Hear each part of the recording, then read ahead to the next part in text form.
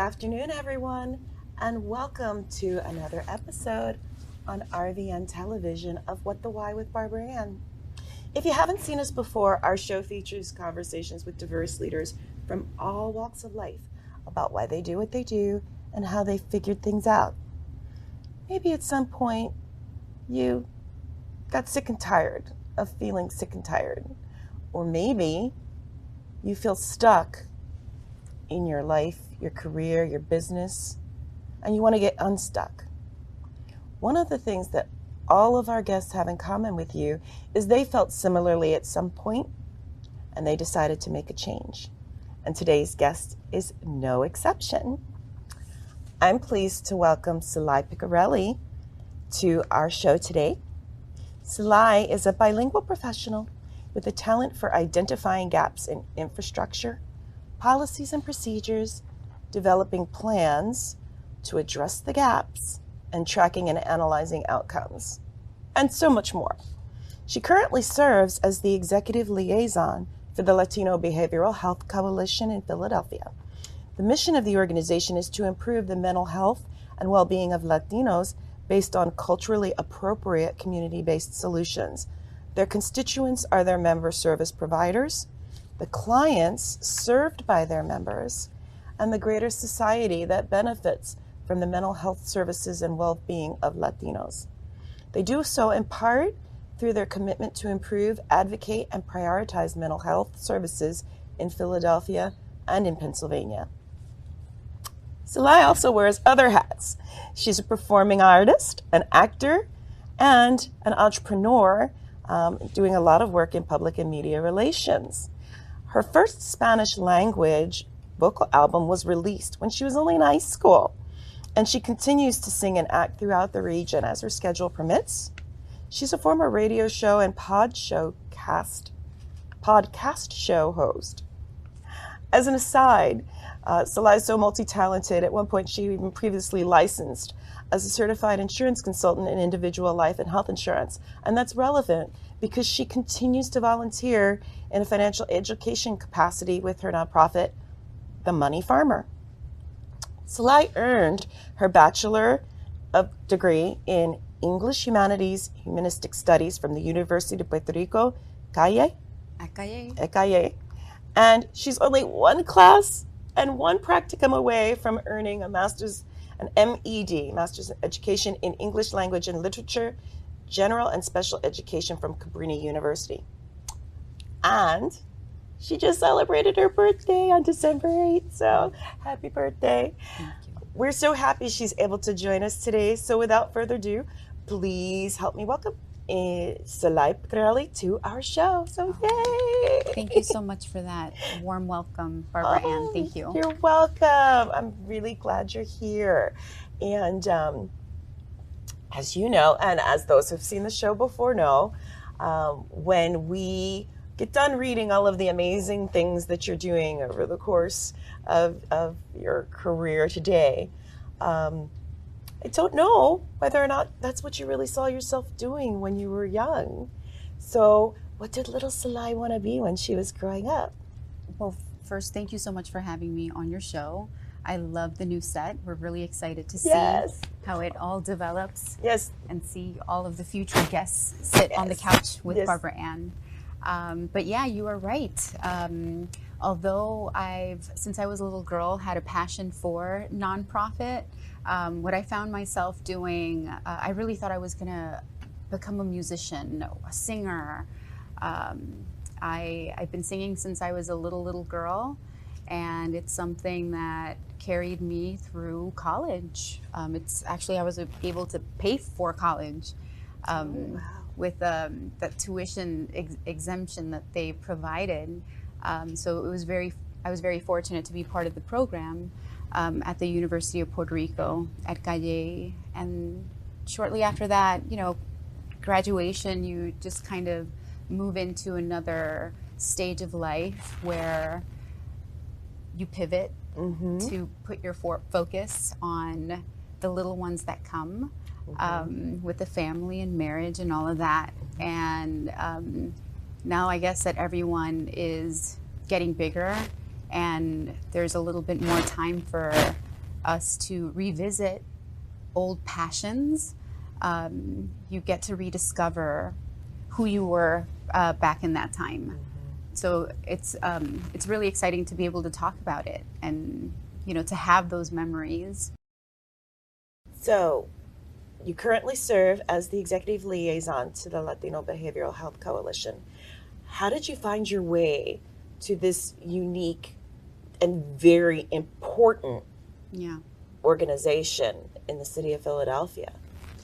I can tell you that I have always had a love for nonprofit. And the Latino Behavioral Health Coalition is one of those organizations that has always existed.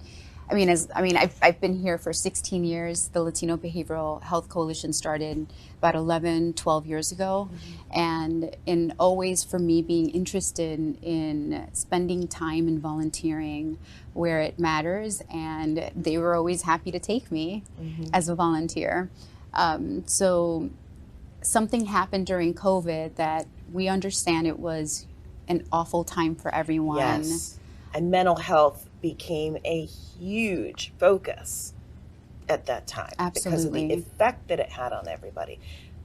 I mean, granted, COVID shined a spotlight on everything that was broken, but mental health was one of the many things that was broken that definitely kind of got like a major spotlight on it. Yeah, and it was one of those things where I was, when you're positive about outcomes and really wanting for things to work out, I was out there looking for the silver lining in all of this. And what I can tell you is that COVID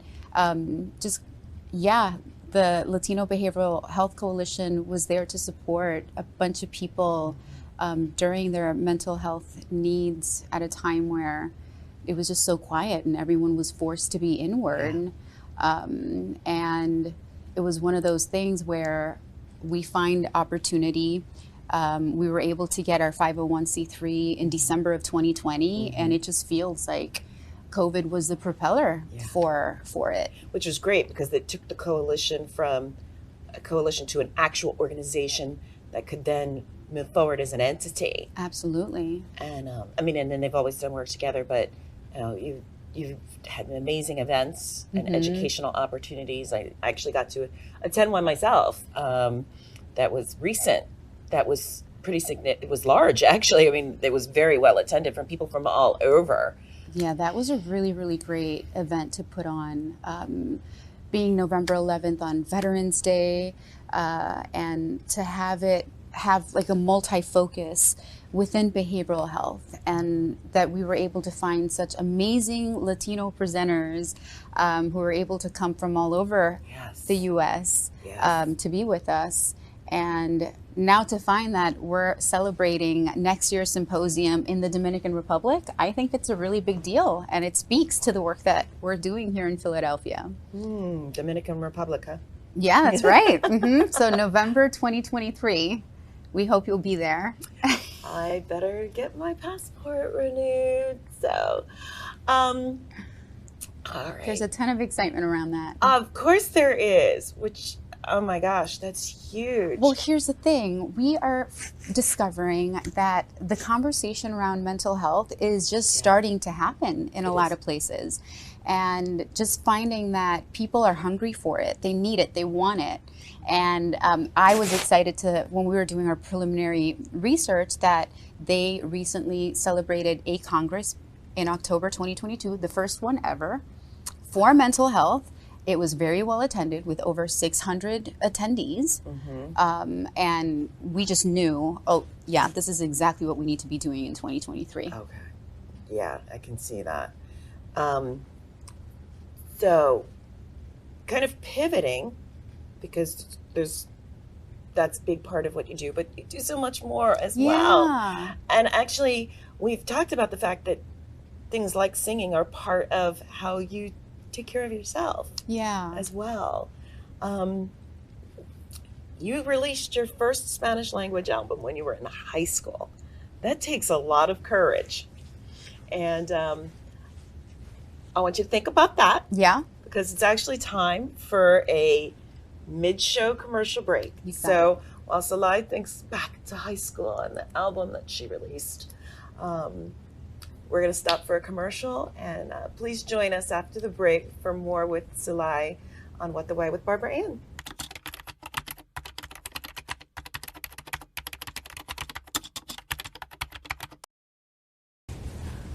Welcome back to What the Why with Barbara Ann, and our guest today, Sulaih Picorelli, who is the executive liaison with the Latino Behavioral Health Coalition in the city of Philadelphia, but she also is a performing artist, an actor, and an entrepreneur.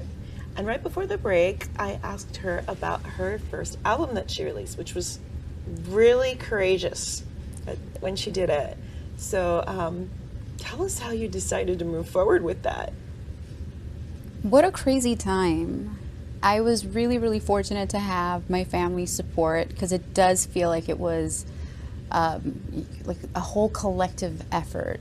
I can tell you how much fundraising I did, and how many cakes, chocolate, you name One it. One cupcake at a time helped fund your album. That's exactly how it was. Wow. Well, because it's like you wanted to fund everything yourself, and I was just so proud of, wow, there's a lot that goes into producing an album, and it wasn't just about finding the musicians, but also the songs, and who's gonna write the music to the songs, and what studio are we gonna do this at, So there was a lot of learning, but I was 16 and 17 at the time, and that's when you're most courageous, because could you have asked me to do that again now that I'm 40? I don't know. But having the idea of how to do it, right? But yeah, it was a really fun time. It was a Christian album, 8 songs. I didn't bring one. I should have. No, that's okay. I don't feel that. I look at that cover and say, I still see that girl there. But yeah, it was definitely an experience, and like that first labor of love that you put all your effort into. And I know now it's more like you've performed with parades, and I actually got to see you. I got to watch you in a play online, which was really neat. Well, yeah, because what ends up happening is that you develop this, and you have no idea that you have this, right? But people start seeing you in, oh, wait a minute, we can put her there, and let's bring her in for this, and that's kind of what ends up happening, where you just put yourself out there one time, and the universe just sends you a load of opportunity for you to just continue to develop in all of these areas. So that's the fun and joys of being what they call a unicorn. A unicorn, yeah. Yes, that seemingly non-existent person who can do like everything. And but it's interesting, because behind all of that success has been a lot of work. Yeah. And struggles. So I don't like the term failure, because fail means first attempt in learning. So what would you say was one of your biggest learning experiences? I love that question. I love the way Barbara Ann asked that. Because it really has been a learning experience, and one understanding now more about myself, and knowing that we have that entrepreneurial spirit, and where do we land with it, and when is this going to make sense, and when does this come all together, and just understanding that, okay, that didn't work out because for whatever reason, but it's that situation that maybe helps you build the next thing, and that's definitely coming. It does feel like it's moving in that direction. Which is fine, because I don't know what I want to be when I grow up either. So everybody else, I'm like, I'm still figuring it out. It's all good, whatever the possibilities bring. in terms of whatever comes, of course, those lessons help inform that. What's one thing that you wish you had known before, whether it was the nonprofit industry or even the entertainment industry? Both of them are equally challenging for totally different reasons, but challenging nonetheless. Yeah. So what's one thing that you, or more than one thing that you kind of wish you'd known, that somebody who is thinking about funding their own album or, getting involved with a nonprofit, even as a volunteer, that you'd wish you'd known before you did that? What can I say? I think I think back at just remembering to only do things that are really going to make you happy, and just finding what that focus is for you and just doing that. And I wish I would have maybe known that in my younger years. I worried so much about always staying busy, always being busy, and always doing and doing and doing and doing and moving, instead of just stopping and what does it really take to make Sulaih happy, and then just focus on that. And I think that the realization, once we come to that, and I think a lot of friendships help us along the way in reaching that potential, everything is just easy. Yeah. It's so simple. Yeah. Living your passion kind of it changes things. Who would you say have been, whether it's the most supportive or the most influential in your journey to where you are now?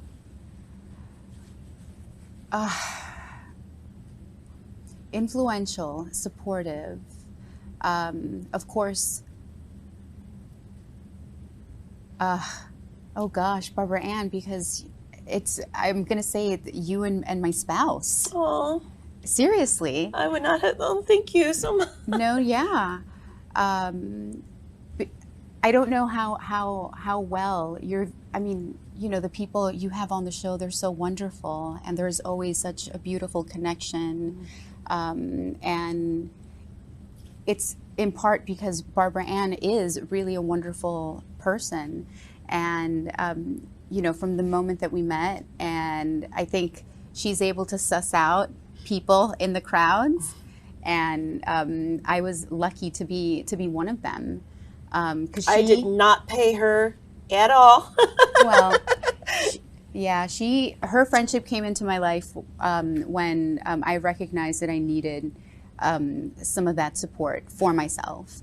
And she was one of the ladies, one of the people that I can say has been a true support. Because at this point, we've known Barbara Ann for like 5 or 6 years, right? Hard to believe, but yes.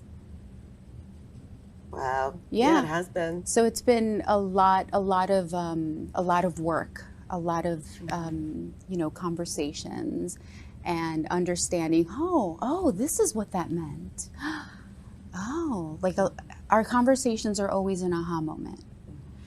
And my poor Kelvin always, dealing with the emotional that comes with development and growth.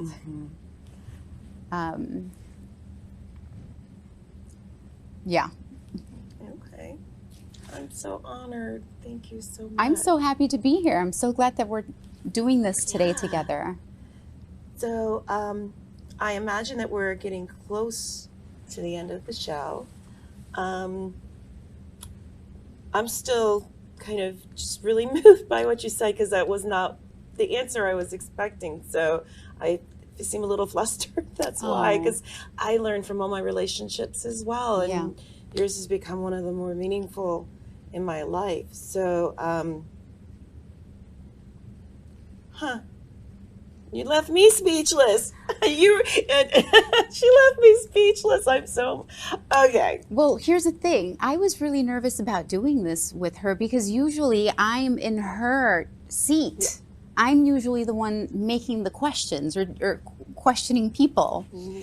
So to be on this side is nerve-wracking for me. But I'm really glad that we've done it. Me too. Because the funny thing is, doing this show, I was always used to being in that seat, Yeah. not this one. Yeah. So this is really a true role reversal for us. Uh-huh. And I'm really glad that you came on and we had the opportunity to do this. So for anyone who would like to contact you or Yeah. the Latino Behavioral Health Coalition, Yeah. what's the best way to find you? We really do hope that you stay in touch, you stay connected. If anyone is out there interested in volunteering with the Latino Behavioral Health Coalition, we would love to hear from you at the email address is info@lbhcphila.org. You may also reach me. I work with entrepreneurs, helping them get their situations in order. I happen to have a talent for that as well. Mm-hmm. And you can reach me at admin@sulaih.com with an A before the I. Yeah, because you actually do everything from, well, now tour coordination Yeah. to virtual assistance to you right. name it. So you Yeah. offer a suite of services to entrepreneurs. Yes. So thank you again for being our latest inspiring guest and for the really touching and unexpected, I seriously didn't pay her to say it, things she said about me. And Sulaih is actually the second to last show that we're doing for the year. We're going to wrap up 2022 with Lisa Hillerin, who is a certified trainer, experienced corporate trainer, author, and owner of Lisa Hillerin LLC. She was my first ever guest on What the Why. She's going to be joining us with some updates. We're then going to kick off the new year with some additional exciting guests, including someone that you've seen recently. Tanur, she writes Ali, the founder and residential land steward for iLogic Sustainable Injuries LLC, and wearer of many other hats, is going to be joining us for part 2 of the very important conversation we started a few weeks ago. Additionally, we'll be joined by Belle Walker, who's the founder and lead consultant of Bellevue Consulting, and many more exciting guests that will be announced as we move into the new year. Please believe me when I say you don't want to miss any of them. As a reminder, What the Why airs on Tuesdays and Thursdays at 1 p.m. Eastern Time and 3:30 p.m. Eastern Time. Did I say Monday? Yeah, Mondays, 3:30 p.m. Eastern Time. And please remember, whether you're looking to make a change in your life, or your career, or your job, or your education, no matter how big or small, please tune in again for more informative, inspirational, and possibly even choking up the host conversations with leaders like Sulaih, who decided that they wanted to make a change and surmounted any obstacles or challenges that stood in their way to pivot, find their purpose, and live it.